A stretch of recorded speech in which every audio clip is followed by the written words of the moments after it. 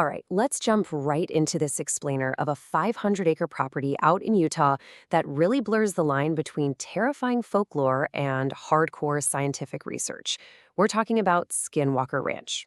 Now, I know that name probably conjures up images of wild, late-night campfire tales, but today, we're focusing strictly on the data, the reports, and the actual on-the-ground investigations that went down on this super isolated patch of desert. We really need to start by establishing that this isn't your average spooky ghost story. Because, as one researcher put it, quote, unlike the vast majority of paranormal stories, this case was put to an enormous amount of scientific scrutiny, end quote.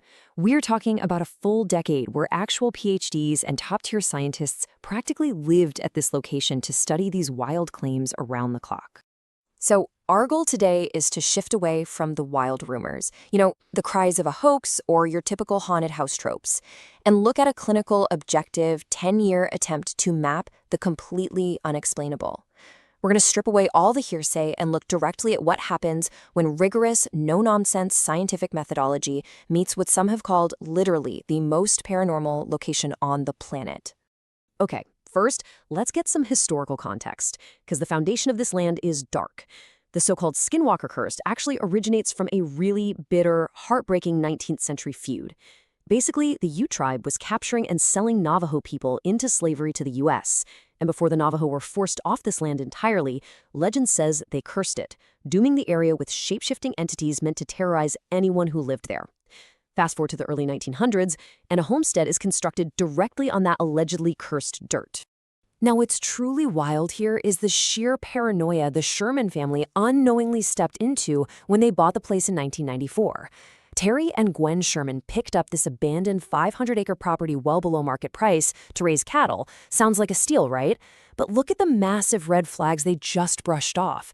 Every single door and window had deadbolts on the inside and the outside. I mean, even the interior doors had them.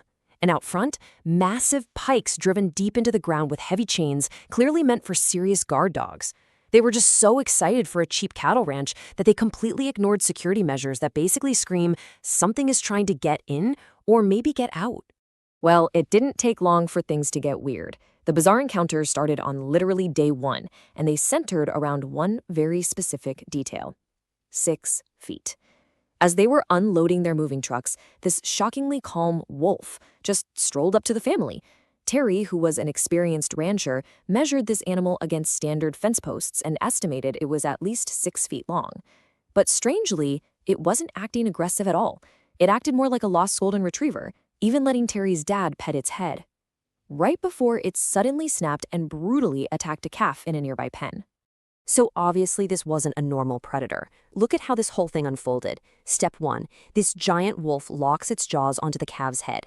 Step 2, Terry and his son spring into action. They shoot the wolf multiple times at close range with a handgun and even hit it with the back of an axe. Nothing.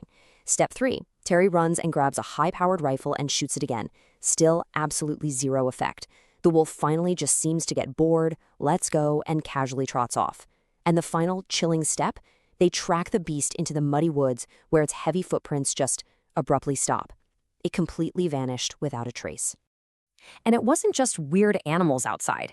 These physical encounters quickly escalated into pure psychological warfare inside the home. Gwen and Terry started experiencing escalating poltergeist-like events that honestly made them question their own memory and sanity. Like, Gwen would unpack her groceries, leave the room for a second, and come back to find them perfectly repacked in the bags. She'd hang up a shower towel only to find it relocated to a closet across the house. And Terry? He left a heavy 70-pound iron fence digger sitting on the dirt. It vanished, only to turn up a week later, strung up 70 feet high in a tree. I mean, how do you even process that? Even the skies offered no safe haven.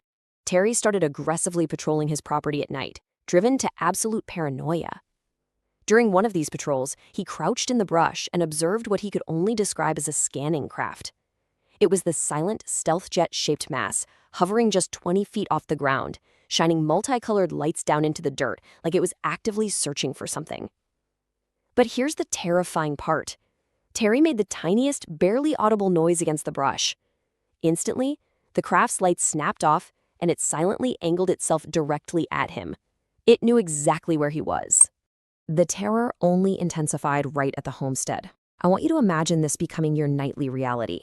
Featureless, solid black humanoids would walk right up to the house, peer through the glass, and just rap on those dead-bolted windows while speaking this unknown, guttural language to each other. The family kept the blinds drawn and the deadbolts locked, but the constant looming presence of these entities pushed the sleep-deprived family to an absolute breaking point. Gwen ended up losing her job, the kids' grades plummeted, they were essentially trapped in their own home. Actually, scratch that. It somehow gets even more surreal. Looking through his high-powered rifle scope one night, Terry witnessed the birth of what he called an orange portal. It was this floating, oval gateway out in the distance.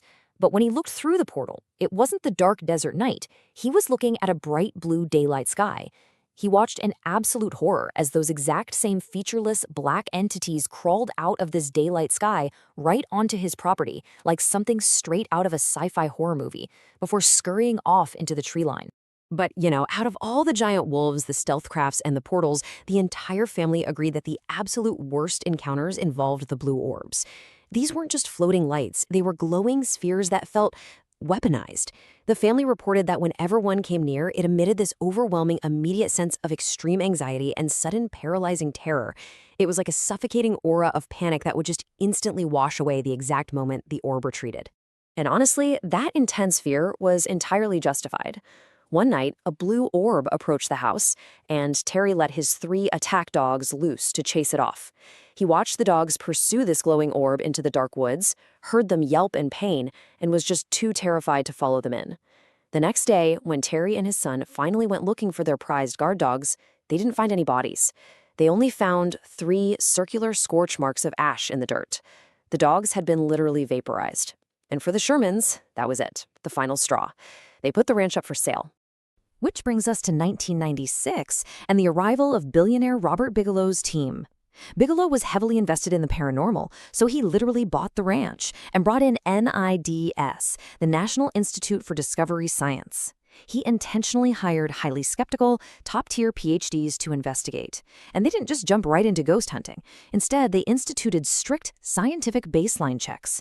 We're talking testing the well water for contamination, checking the local flora to see if hallucinogenic spores were blowing in the wind, and conducting rigorous psychological evaluations on the Sherman family themselves.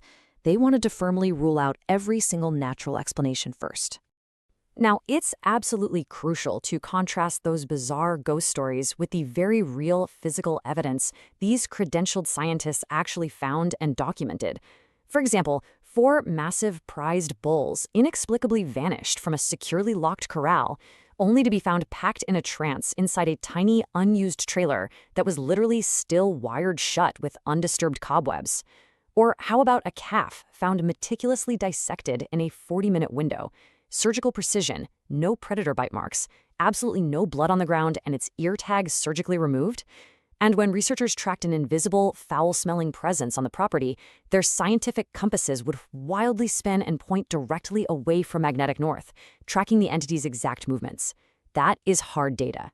And these NIDS researchers weren't just taking notes from afar in some safe, sterile laboratory. In late 1997, 2 of these skeptical scientists were stationed on a ridge overlooking the homestead. Through their military-grade infrared goggles, they actually watched an orange portal physically take shape in the darkness. And just like Terry Sherman reported, they watched a massive, human-like black entity crawl out of it, stand up, and full-on sprint up the shale ridge directly toward them. The creature bounded past them just 30 feet away, radiating that same horrible metallic stench, leaving these hardened scientists frozen in absolute fear. So what does this all mean? Well, despite everything they saw and recorded, by 2004, the NIDS team officially pulled the plug on the operation. They had hundreds of credible eyewitness accounts, they had physical animal mutations, and they logged all that unexplainable magnetic data. But they lacked the ultimate smoking gun. Remember, this was the late 90s and early 2000s. They didn't have high-definition cameras sitting in their pockets. Ultimately, the scientists concluded they were dealing with an evasive intelligence, essentially a presence that was always one step ahead. It felt like this intelligence was in complete control of the environment, actively and purposely avoiding definitive photographic capture. So I leave you with this ultimate question to ponder as we wrap up this explainer. Look at the data, the decade of PhD-level research, and the physical anomalies left behind in the dirt. Considering the immense scientific scrutiny applied to this isolated Utah desert, is the Skinwalker Ranch phenomenon cold hard fact, an elaborately orchestrated hoax, or something residing perfectly in the middle? and intelligence entirely beyond our current human understanding.